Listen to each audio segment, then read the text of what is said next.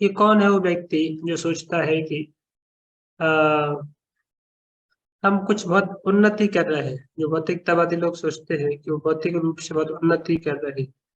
तो हमारा कल चर्चा का सम वो विशेष पॉइंट थे कि हम किस प्रकार से केवल भौतिक उन्नति ही वास्तव में पर्याप्त उन्नति नहीं है। तो भौतिक उन्नति के साथ साथ व्यक्ति की आध्यात्मिक उन्नति भी होनी चाहिए। इस चीज के ऊपर हमने कल चर्चा किया और इसमें उदाहरण दिए सुखदेव गोस्वामी।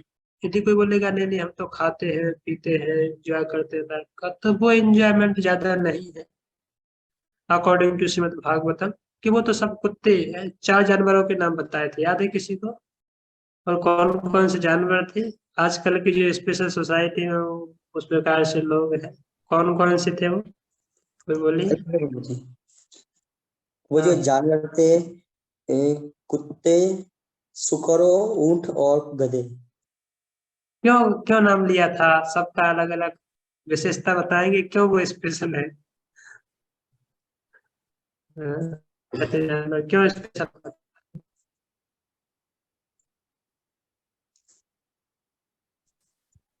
बता सकते हैं तुम? हरे कृष्ण प्रभु जी। हाँ। प्रभु जी, कुत्ते की भांति मनुष्य को इसलिए कहा गया था कि मनुष्य भी पर्याप्त फल पाए बिना स्वामी की आज्ञा का पालन करता रहता है। और जो व्यक्ति खाने में कोई भेदभाव नहीं करता, वे शुकर के तुल्य बताया गया था कि शुकर मल खाना पसंद करता है मनुष्य। और फिर उसके बाद बताया था कि हमें कृष्ण प्रसाद को ही ग्रहण करना चाहिए, कृष्ण को लगाए हुए प्रसाद को ही हमें ग्रहण करना चाहिए। जो भोजन भगवान को प्रसाद के रूप में नहीं चढ़ता वो मल के समान माना गया है। ऊंट भौतिकतावादी मनुष्य का परिचायक है, क्योंकि वह कांटों भरी झाड़ियां खाता है और जिसके वजह से उसके खून निकलता है, और वो उसी खून को स्वाद करके कहता है कि बहुत ही अच्छा भोजन प्राप्त किया है। इसी प्रकार इंद्रियां तृप्ति से में लगे लोग अपने भोग को पाकर प्रसन्न होते हैं, इसीलिए उन्हें ऊंट के समान कहा गया है। और बुद्धिहीन व्यक्ति गधे के समान कहा गया है। विकास के नाम पर गधे के समान कार्य लिया जाता है तथा तत्पश्चात पारिवारिक कार्यों में भी वह गधे की भांति ही लगा रहता है और ईश्वर की भक्ति में नहीं लगता, इसलिए उसे गधे की उपमा दी गई है बुद्धिहीन व्यक्तियों को।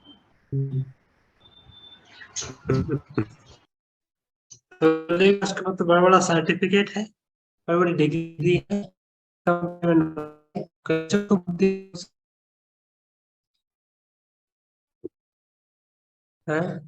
इसको इसको आर्गुमेंट को कैसे काटा था प्रभात? प्रभु जी आपकी आवाज नहीं आई, क्या बोल रहे हैं? मैं बोल रहा था कि कोई बोलेगा ना फिर कि कोई बड़ी डिग्री होल्डर है, बड़े कॉलेज से पास आउट है, बड़ी कंपनी में नौकरी करता है, खूब सारा पैसा कमाता है, तो आप ऐसे बुद्धिहीन कैसे बोल सकते हो?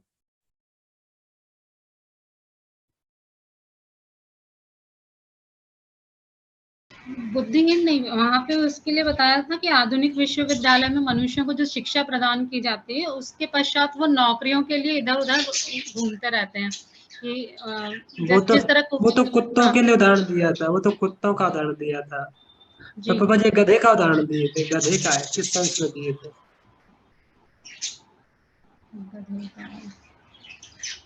नहीं याद है प्रभु जी। कोई और?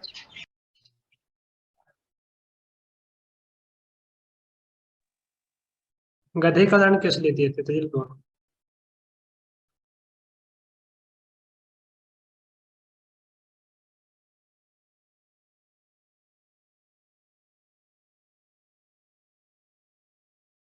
हाँ, और पापा जी ने एक अच्छा पॉइंट लिखा था, याद है?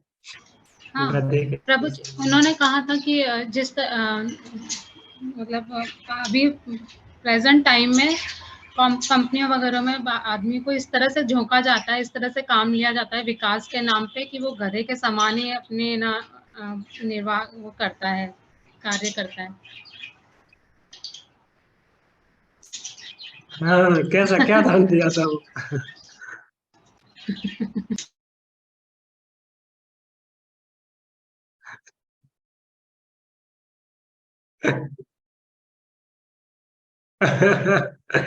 वंडरफुल पापा यार, लते आते रहते हैं, उनको लते आती है ऐसे, फुटबॉल बना के खेलते हैं, है ना। क्यों ये भौतिक तत्व में इतना आसक्त है, तो उसको पता ही नहीं है कि मैं क्यों भाई इसके पीछे लगा हूँ, क्यों संसार के भोग के पीछे लगा हुआ हूँ। तो दिन भर कंपनी में काम करता है, और गधे की तरह दिन भर को कंपनी वाले रगड़ते हैं, कंपनी वाले खूब अच्छी तरह से करते हैं।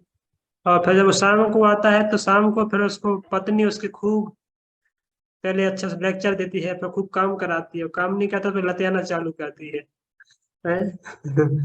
तो इस तरीके से जो गधे का तुलना दिया था, कि भौतिकतावादी लोग, उनके पास एक बुद्धि नहीं है कि भाई मैं यहाँ से चला जाऊं तो मुझे सर्वत्र खाने के लिए मिल जाएगा, भगवान ने सब जगह खाने पीने की व्यवस्था रखी है। तो उस व्यक्ति के पास इतनी बुद्धि नहीं है कि वो जा करके, और जैसे गधे के पास इतनी बुद्धि नहीं है कि धोबी का घर छोड़ करके और कहीं जाए तो हरी घास मिल जाए उसको, और चूंकि बुद्धिहीन है वो गधा है। तो इस प्रकार से जो भौतिकतावादी लोग हैं, उनको लगता है नहीं, हम काम नहीं करेंगे तो कैसे चलेगा, काम नहीं करेंगे तो जीवन कैसे जिएंगे, है? तो भगवान की भक्ति भक्ति करने के लिए किसको समय है? ये तो उन लोगों का काम है जो फ्री लोग बैठे हैं, है? भक्ति करना किनका काम है? जो फ्री है, इनको कुछ काम धाम नहीं है, उन लोगों का काम है ये तो।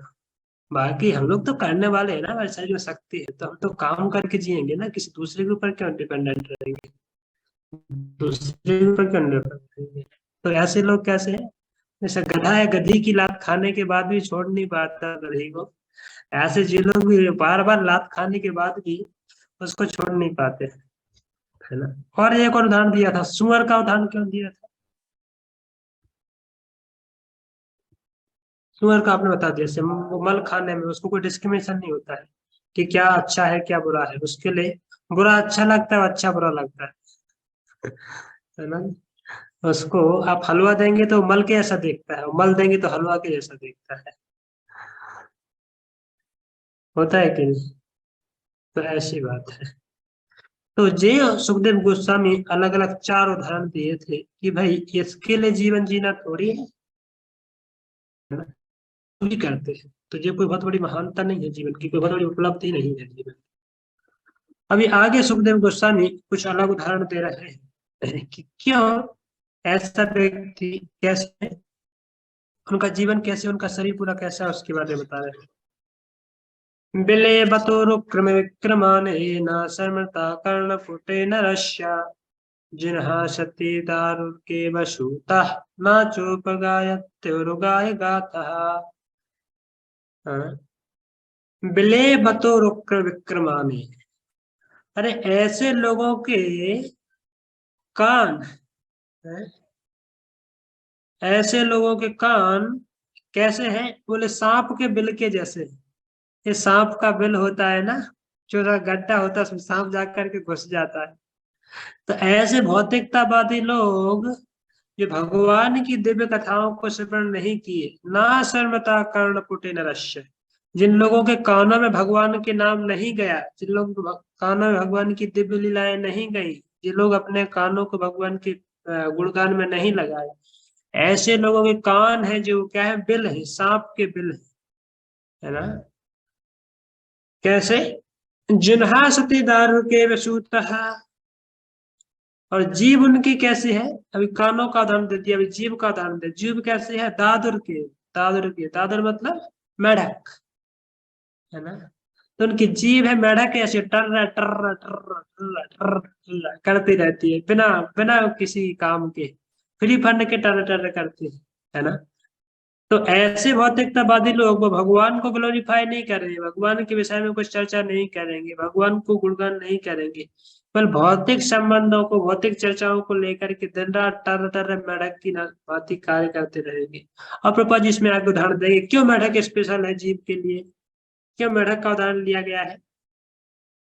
आगे प्रभुपाद जी बताते हैं कि किस प्रकार से मेढक है, मेढक को जो पता नहीं, ये ज्ञान नहीं है कि मैं टर टर करूंगा फ्री फंड का तो क्या होगा, है।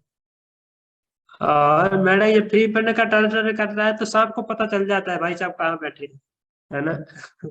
सांप को और इनविटेशन दे देता है कि हम यहाँ पे बैठे हैं, आप आइए और अपना भोजन ग्रहण कीजिए, है ना। तो फ्री फंड कह दियो, चुप रहता था तो ज्यादा अच्छा रहता, सेफ जोन में रहता था। और टर टर कर रहा है तो क्या हो रहा है, उससे सांप को पता चल जा रहा है कि कहाँ बैठे हैं भैया, चलो मिल के आते हैं। और सांप जाता है, उसको खाता है, उसके गड्ढे में घुस जाता है ना।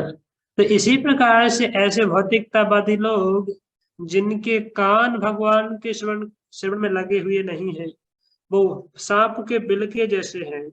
जिनकी जीवा भगवान के गुणगानों को गाने में लगी हुई नहीं है, वो मेढक की जीभा के जैसे, जिन्हा सती दादर के विष्णुता, नाचोप गायन गाएगा था। जो कभी भगवान की सेवा में, भगवान के दिव्य गुणगान को, भगवान के दिव्य कार्यकलापों को वर्णन करने में नहीं लगाते, ऐसे लोगों का शरीर के अलग अलग अंगों को यहाँ पे जानवरों के अंगों से तुलना कर रहे हैं कि वो मेढक की जीभा के समान है, सांप के बिलों के समान है। प्रभुपाद जी कुछ अच्छे तात्पर्य दे रहे हैं। क्या कह रहे हैं प्रभुपाद जी? जिसने भगवान के शौर्य तथा अद्भुत कार्यों की कथाएं नहीं सुनी, और जिसने भगवान के विषय में गीतों को गाया या उच्च स्वर से उच्चारण नहीं किया, उसके श्रवण रंध्र मानो सांप के बिल है और जीव मानो मेढक की जीव है। तो प्रभुपाद जी वही वाला उदाहरण दे रहे हैं, मेढक और सांप का।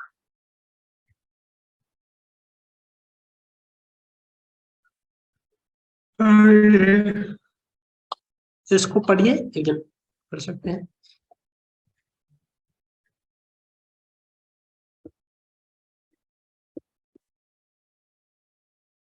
हरे कृष्ण प्रभु जी। भगवान ने पूर्ण इंद्रियों से उपदेश दिया और अर्जुन ने पूर्ण इंद्रियों से उसे ग्रहण किया। इसी प्रकार यह गुरु तथा शिष्य के मध्य ज्ञेय तथा तार्किक ज्ञान का पूर्ण विनिमय था। आध्यात्मिक ज्ञान कोई विद्युत अवशेष नहीं है जो गुरु से शिष्य में प्रवेश करता है। जैसा कि कुछ प्रचारक मूर्खतावास दावा करते हैं, प्रत्येक वस्तु ज्ञान तथा तर्क से पूर्ण है और गुरु तथा शिष्य के मध्य विचारों का आदत प्रदान तभी संभव है जब उसे विनीति भाव तथा सच्चाई से ग्रहण किया जाए। ओके। तो ये प्रभुपाद कह रहे हैं कि आध्यात्मिक ज्ञान यदि किसी को ग्रहण करना है, वास्तव में भक्ति के विषय में जानना है, तो उसको चाहिए गुरु के पास जाए और गुरु के पास बैठ करके श्रवण करे, गुरु के पास बैठ करके सुने। ये कोई कुछ कुछ लोग बोलते हैं नहीं नहीं क्या जरूरत है? या गुरु भी होते हैं बोलते नहीं सुनने की क्या जरूरत है, या शिष्य भी होते हैं नहीं नहीं सुनने के लिए समय किसके पास है, जीवन इतना बिजी है और इतने सारे काम है, कंपनी का काम, ये काम वो काम, तो गुरु बनाते हैं जस्ट केवल किसके लिए, आशीर्वाद लेने के लिए। या गुरु आए और ऐसा टच करें केवल और हमारे अंदर एकदम आध्यात्मिक आवेश आ जाए, एकदम करंट, जैसे किसी को हाई वोल्ट का जैसे करंट लग जाए, तो ऐसे कोई व्यक्ति एकदम वो हो जाता है, वाइब्रेंट हो जाता है। इसी प्रकार से जो लोग सोचते हैं कि बस गुरु बनाओ और गुरु से अपना आशीर्वाद लो और अपना काम करो, या तो उनको लगता है बस यही आध्यात्मिक जीवन है। तो गुरु के पास बैठकर ये कभी श्रवण नहीं करते, है ना, शास्त्र का अध्ययन नहीं करते, शास्त्र के विषय में सुनते नहीं, तो उनके पास फिर वो का परिवर्तन कभी नहीं हो पाता है। इसको पढ़े कोई दूसरी।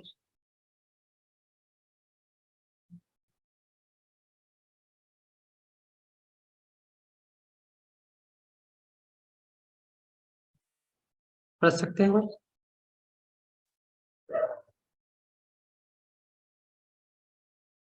ठीक है सर, मैं पढ़ प्रभु जी।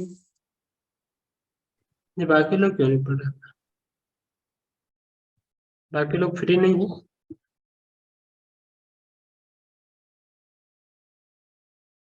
अचिंत माता जी पढ़िए।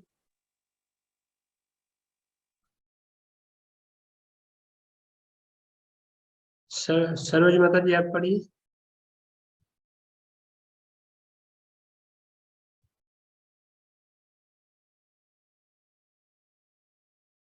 कोई इनको थोड़ा रिमूव कर दे पहले।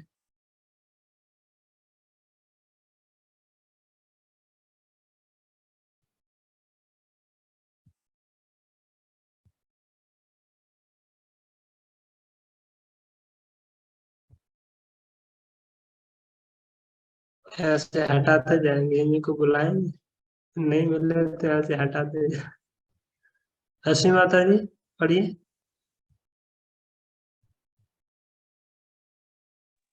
प्रभु जी नीचे हूं मैं, थोड़ी देर में फ्री हो जाऊंगी। रूपा जी कह रहे हैं जीव की विभिन्न इंद्रियां अशुद्ध अवस्था में संसारी हम कार्यों पढ़े में संलग्न रहते थे। प्रभु जी, अब मैं पढ़ूं? यदि उसके कान भगवत गीता या श्रीमद् भागवत का श्रवण करते हुए भगवान की सेवा में नहीं लगे रहते तो यह निश्चित है कि उसके कानों के छेद कूड़ा करकट से भर जाएंगे। कह रहे प्रभुपाद जी यदि हमारी इंद्रियों को, यदि हम अपने कानों को भगवान के श्रवण में नहीं लगाएंगे, अपनी जीवा को भगवान की दिव्य कथाओं को बोलने में नहीं लगाएंगे, है ना, तो वो कान कैसे हो जाएंगे? आप जरूरी नहीं है भगवान की कथाएं कानों से नहीं सुनोगे तो भौतिक विषय सुनोगे ना। और भौतिक विषय क्या है? पूरा करकट के जैसा ही है। तो यदि हम भगवान की दिव्य कथाओं से अपने कानों को नहीं आप्लावित करेंगे, नहीं भरेंगे, तो वो पूरा करकट जाएगा, संसार का जो पूरा करकट जाएगा, जो खाली नहीं रख सकते। ऐसे श्रीमद् भगवत गीता, श्रीमद् भागवत के संदेशों का प्रचार उच्च स्वर से विश्व भर में होना चाहिए। यह उस शुद्ध भक्त का कर्तव्य है जिसने सही स्रोत से उनके विषय में श्रवण किया है। बहुत से लोग दूसरों से कुछ बोलना चाहते रहते हैं,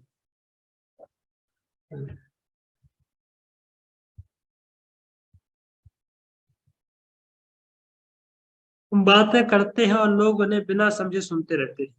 सांसारिक खबरों को फैलाने के एक नहीं सैकड़ों हजारों साधन और संसार भर के लोग उन्हें ग्रहण भी करते रहते हैं। इसी तरह संसार भर के लोगों को भगवान की दिव्य कथाएं सुनने के लिए शिक्षा दी जानी चाहिए और भगवान के भक्त को चाहिए कि उच्च स्वर से बोले जिससे लोग सुन सके।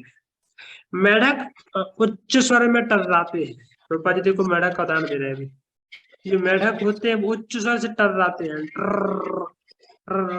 ट्र करते हैं ना रात में, जिनके कारण वे सांपों को आमंत्रण देते हैं जो उन्हें खा जाते हैं। मनुष्य को विशेष रूप से वैदिक मंत्रों के उच्चारण से के लिए जीभ प्रदान की गई है, मेढकों के समान टर्राने के लिए नहीं, है ना। तो हमें जीभ दी गई है। पता चल रहा है कि 4-4 बार बोल रहे हैं पढ़िए भागवत, पढ़िए भागवत, पढ़िए, फिर भी पढ़ नहीं रहे हो। अभी ऐसी क्लास खत्म होगी बस चालू है टर्राना चालू है, टर टर करके एकदम पूरा एनर्जी निकाल देंगे, उसमें नहीं होगा कुछ। आगे, जिनके कारण सांपों को आमंत्रण देते जो उन्हें खा जाते हैं, मनुष्य को विशेष रूप से वैदिक मंत्रों को अच्छे से हो गया। आगे प्रभुपाद जी देखो ये बहुत सुंदर उदाहरण दे रहे हैं। मति, हमारी जो मति है या जीव है उसको तुलना दे रहे हैं। इस श्लोक में प्रयुक्त असती शब्द भी महत्वपूर्ण है जिसका अर्थ है ऐसी स्त्री जो वेश्या बन गई है। वेश्या अपने उत्तम स्त्री गुणों के लिए विख्यात नहीं है। इसी प्रकार जीव जो मनुष्य को वैदिक मंत्रों के उच्चारण के लिए मिली है वैश्या मानी जाएगी यदि उसे सांसारिक प्रलाप के लिए प्रयुक्त किया जाए।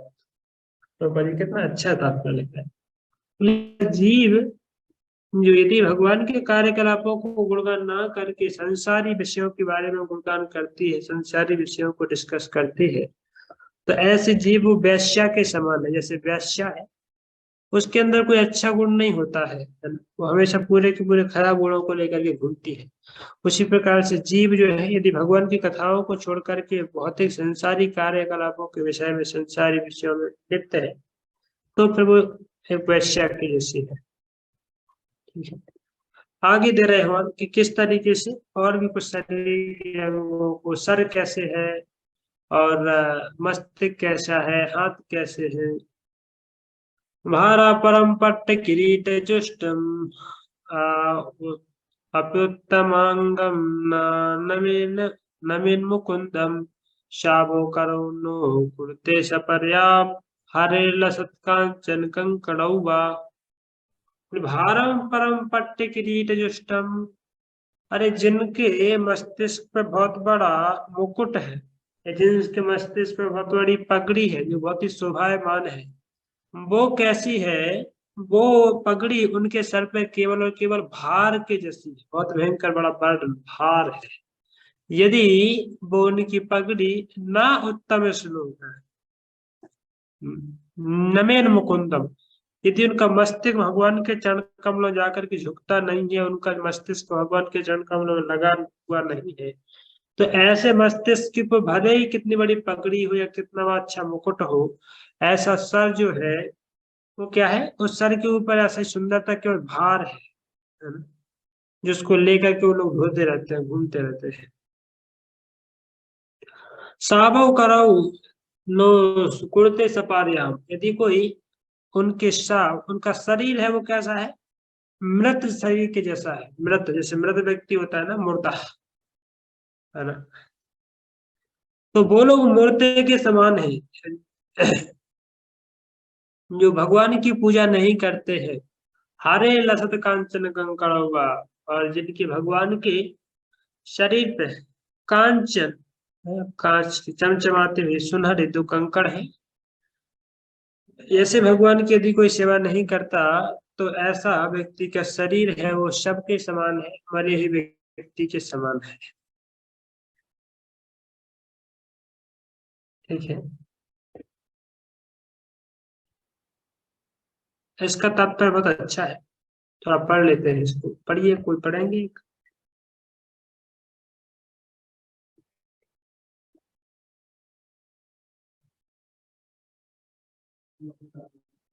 कोई नहीं पढ़ेगा, पढ़ ले माता जी अपन।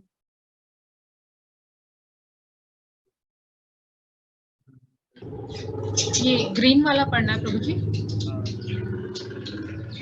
जैसा कि पहले कहा जा चुका है कि भगवत भक्त 3 प्रकार के होते हैं। प्रथम श्रेणी के भक्त प्रत्येक व्यक्ति को भगवान की सेवा में ही लगा हुआ देखते हैं, किंतु द्वितीय श्रेणी के भक्त भक्तों तथा अभक्तों में अंतर करते हैं। अतएव ये द्वितीय श्रेणी के भक्त धर्मोपदेश के लिए उपयुक्त है, और जैसा कि ऊपर के श्लोक में कहा गया है, उन्हें उच्च स्वर से भगवान की महिमा का प्रचार करना चाहिए। आगे पढ़ना है तो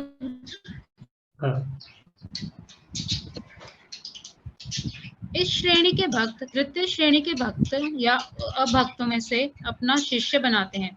कभी कभी प्रथम श्रेणी के भक्त भी द्वितीय श्रेणी में आकर प्रचार करते हैं, किंतु सामान्य व्यक्ति को जिससे यह आशा की जाती है कि वह कम से कम तृतीय श्रेणी का भक्त तो बन ले, यहाँ पर सलाह दी गई है कि वह भगवान के मंदिर में जाए और आचार्य विग्रह के समक्ष झुके, भले ही वह अत्यंत धनी व्यक्ति या रेशमी पगड़ी अथवा मुकुट पहने राजा ही क्यों न हो। भगवान तो हर एक के स्वामी हैं, चाहे वह महान राजा तथा सम्राट ही क्यों न हो। जो लोग सांसारिक व्यक्तियों की दृष्टि में धनी हैं, उन्हें चाहिए कि वे भगवान कृष्ण के मंदिर में जाएं और नियमित रूप से आचार्य विग्रह के समक्ष नतमस्तक हों। मंदिर में भगवान पूजनीय रूप को कभी भी पत्थर या लकड़ी का बना ना माने, क्योंकि भगवान अपने आचार्य विग्रह अवतार विग्रह,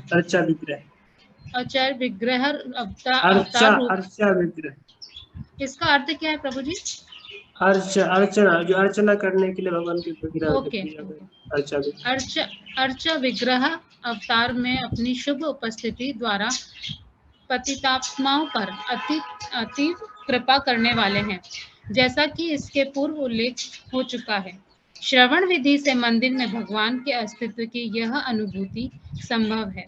अतएव भक्त के नैतिक कार्यों में पहली विधि श्रवण है, जो आवश्यक है।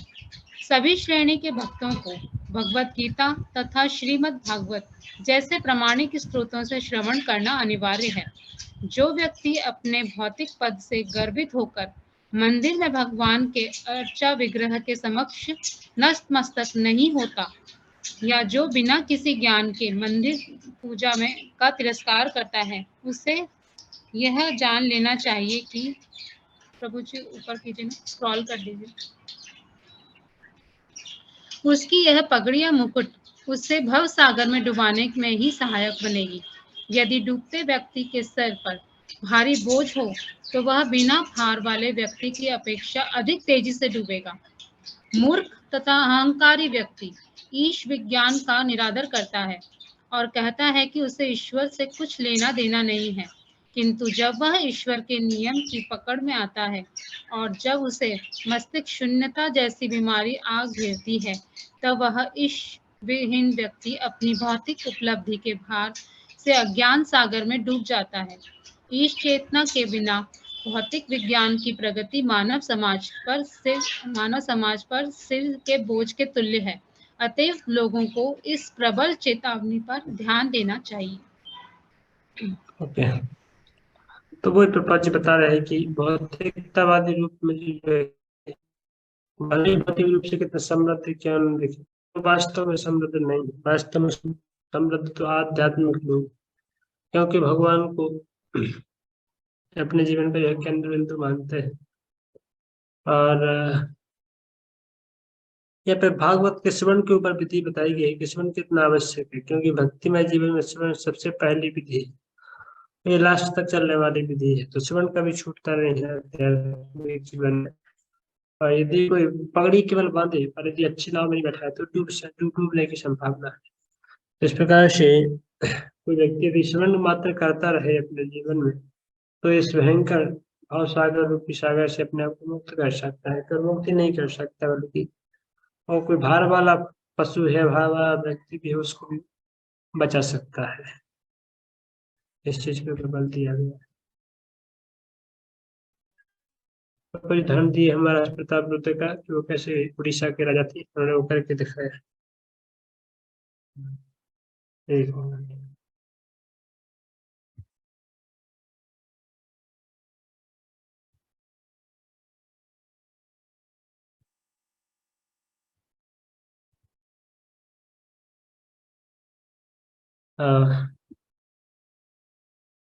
आगे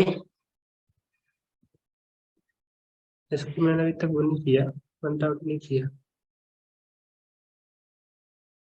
चलिए मीटिंग भी करना, हम थोड़ा उसके बारे में चर्चा कर लेते हैं। आप लोग तो बताइएगा, काफी लोग तो आए नहीं अभी, तो चलो हम यहीं पर रहेंगे और यहीं पर रुकेंगे, पर इसके आगे कल चर्चा करेंगे। मीटिंग उसको रिकॉर्डिंग को आगे कर सकते हैं।